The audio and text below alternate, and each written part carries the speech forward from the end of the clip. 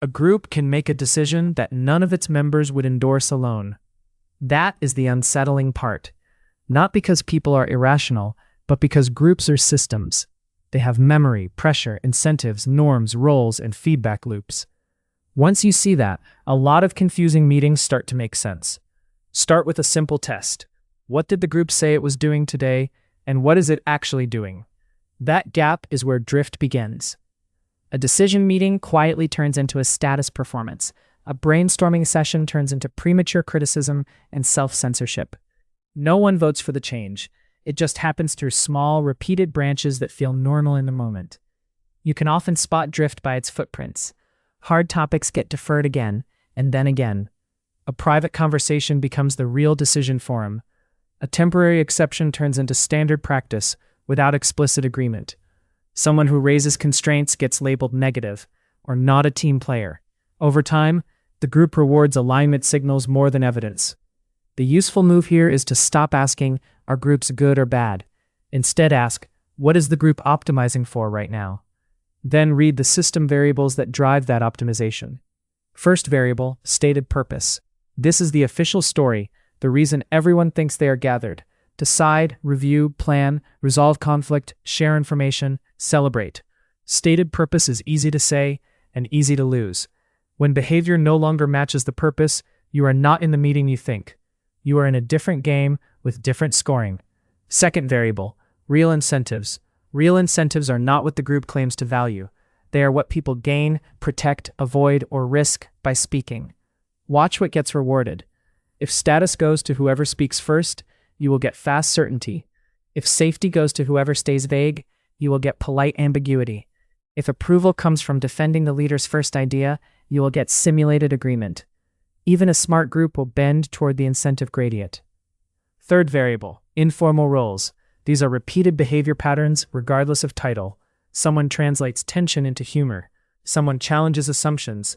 Someone reconciles factions and keeps people in the room. Someone becomes the default note-taker, even at equal rank. Informal roles are not automatically bad. They are how groups self-organize. They become risky when they are invisible, fixed, or immune to review. That is where resentment, dependence, and quiet power accumulate. Fourth variable, coalition structure. Coalitions are alignment patterns inside the group. Who aligns with whom, on what basis, and through what channel. Some coalitions are transparent and improve decisions.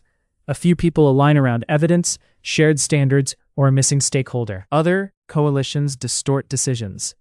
A subgroup coordinates privately to control the agenda. A friendship cluster treats disagreement as betrayal. A senior person uses informal loyalty to prevent review without saying so. Fifth variable, feedback quality. This is the group's ability to receive correction without punishing the source. A group with poor feedback quality can still look harmonious. That harmony is often purchased by silence. If the first person who raises a concern gets punished, everyone learns quickly. Next time, they will stay quiet or move their dissent into side channels. Once you have these variables in mind, it becomes easier to recognize recurring archetypes. Think of them as stable patterns a system produces, not moral categories. One pattern is the agenda setter. This person frames the topic, the sequence, and the acceptable options early. Sometimes that is helpful clarity. Sometimes it is decision architecture control for private advantage. The best response is surprisingly neutral. Name the frame, add missing options, then ask the group to confirm the decision process before debating content. Otherwise, you end up arguing inside someone else's boundaries. Another pattern is the coalition builder. They form side alignments before, during, or after the visible process. They optimize for leverage, protection, momentum, or pre-commitment. Coalition building is not inherently manipulative.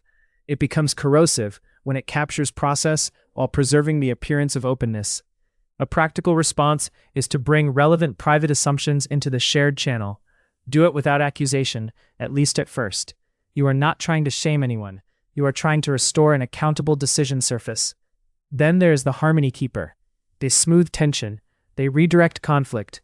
They treat visible disagreement as the primary problem. Often they are protecting belonging and emotional predictability. That can be stabilizing, especially in a brittle team. But harmony becomes expensive when it blocks reality contact. A good move is to appreciate the intent, then separate respectful disagreement from relational threat, and then return the group to the unresolved decision. A more extreme pattern is the shadow decider. This person influences outcomes outside the formal forum. They use private conversations, selective access, or reputation pressure. The driver is control without full accountability. When you feel this pattern, process corrections matter more than arguments. Ask plainly, who owns the decision? Ask what inputs count. Ask where objections should be recorded. You are moving the decision back into a channel where accountability can exist. Another subtle pattern is the silent veto. No open dissent, but also no real commitment. Execution drags, tasks get misunderstood, consensus exists in words, but not in motion. Silence here is not a lack of information. It is information. The response is to convert silence into an explicit branch. Ask whether the person supports, objects, needs more information, or cannot commit. That one clarification can save weeks of fake progress. Then there is the reality carrier. This is the person who introduces constraints, costs, evidence, or downstream consequences. They bring the data the group would prefer to avoid. They optimize for reality contact and decision quality. Groups often punish them for tone, even when content is correct. If you care about good outcomes, protect this role. Separate tone from content. Require the group to process the constraint directly. Without reality carriers, you get decisions that feel good, right up until they fail. Finally, watch for the default executor. This person repeatedly absorbs follow-up work, coordination load, emotional labor, and cleanup. They do it because they are reliable, or because they want completion or belonging. Sometimes they do it to avoid visible conflict. Over time, the group becomes dependent on unacknowledged effort. The fix is to make the invisible role explicit, assign ownership, or reduce dependence on that person's quiet overfunctioning. When you suspect drift, you do not need a dramatic confrontation.